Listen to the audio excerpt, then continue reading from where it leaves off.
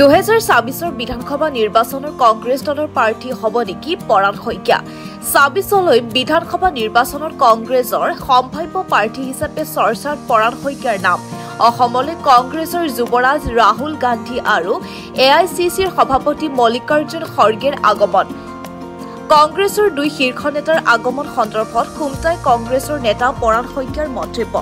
খুমটাইৰ কংগ্ৰেছৰ প্ৰাৰ্থিত্ব সন্দৰ্ভত কলে বহু কথা আগন্তুক দিনত খুমটাই কংগ্ৰেছক সমষ্টিটোৰ তৃণমূল পৰ্যায়ৰ পৰাই শক্তিশালী কৰি 2024ৰ নিৰ্বাচনত শক্তিশালী ৰূপত প্ৰতিদ্বন্দ্বিতা কৰাৰ লক্ষ্য কংগ্ৰেছৰ গৌৰৱ গগৈ সন্দৰ্ভত জয়ন্ত মল্ল বৰুৱাৰ মন্তব্যৰো তীব্ৰ প্ৰতিক্ৰিয়া পৰাণ শইকীয়াৰ হয় দাদা কাইলৈ কংগ্ৰেছৰ নেতা তথা বিৰোধী দলপতি লোকসভাৰ বিৰোধী দলপতি ৰাহুল গান্ধী ডাঙৰীয়া আৰু কংগ্ৰেছৰ ৰাষ্ট্ৰীয় সভাপতি মল্লিকাৰ্জুন খৰ্গে ডাঙৰীয়া অসমলৈ আহিব আপোনালোকে তেখেতক কেনেকুৱা ধৰণে আদৰণি জনাব আৰু কিমান লোকৰ সমাগম হ'ব তাত জয়জতেই আমাৰ ৰাষ্ট্ৰীয় শীৰ্ষ নেতা দুগৰাকীক অসমলৈ আমি স্বাগতম জনাইছোঁ মানুহৰ সমাগম বুলি তেনেকুৱা কোনো কথা নাই ইয়াত তেখেতসকলে এখন দলীয় কৰ্মী সভা কাৰণে আহি আছে ইয়াতে মণ্ডল সভাপতিবিলাক ব্লকৰ সভাপতিসকল আৰু জিলা পৰ্যায়ৰ বিষয়ববীয়াসকলৰ লগত মত বিনিময় কৰিব আৰু তাৰ পৰৱৰ্তী পৰ্যায়ত তেখেতে APCCৰ বিভিন্ন পৰ্যায়ৰ বিষয়ববীয়াসকল নেতাসকলৰ লগত মত বিনিময় কৰিব হয় আৰু লগতে আগন্তুক 2024ৰ নিৰ্বাচনৰ সম্পৰ্কত আলোচনা হোৱাৰ সম্ভাৱনা আছে হয় হয় আৰু আপোনালোকে বিশেষকৈ খুমটাই সমষ্টিত আপুনি যদি প্ৰাৰ্থী হয়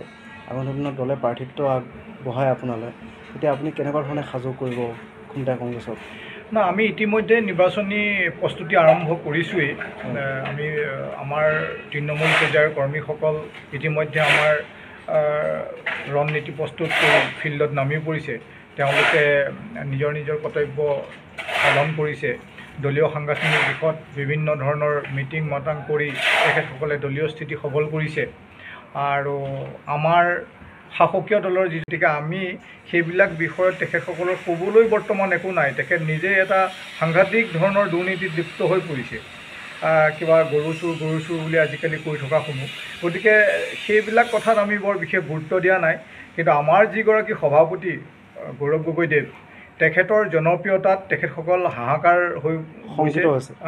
তেখেতসকল মানে শংকিত হৈছে গতিকে বিভিন্ন ধৰণৰ তেখেতে সভাপতি হৈ অহাগাত আপোনালোকৰ মনত আছে নিশ্চয় তেওঁ পাকিস্তানী সজাইছিলে তথাপিও তেখেতে সভাপতি হৈ আহিল তাৰপিছত পাকিস্তানী শব্দটো তল পৰিলে এতিয়া বিভিন্ন ধৰণৰ তেখেতসকলে ক'ব বিচাৰে যে আমি মুছলমানক লৈ ৰাজনীতি কৰোঁ